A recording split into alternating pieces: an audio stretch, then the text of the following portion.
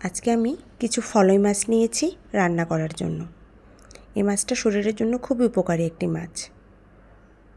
আর এখন তো প্রচুর গরম পড়ছে, গরমে মশলা কম দিয়ে পাতলা ঝোল করে মাছ রান্না করাটাই বেস্ট মনে করলাম।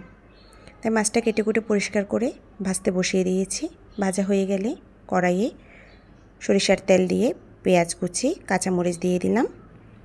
আগে থেকে ব্লেন্ড করে রাখা জিরা বাটা, পেঁয়াজ, রসুন, গুঁড়ো মশলাগুলো গুলিয়ে রেখেছিলাম হালকা জল দিয়ে, সব দিয়ে ভালোভাবে কষিয়ে নিচ্ছি।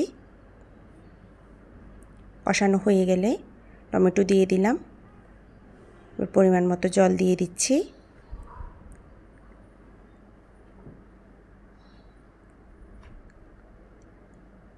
জল দিয়ে একটু ঢাকা দিয়ে রেখে দেব। জলটা গরম হলে এবার আস্তে আস্তে মাছটা দিয়ে দিচ্ছি।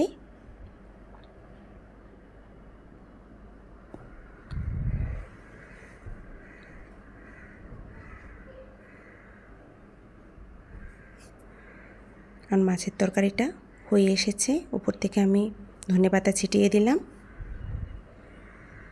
এবার লো ফ্লেমে আরেকটু জাল করে নিচ্ছি।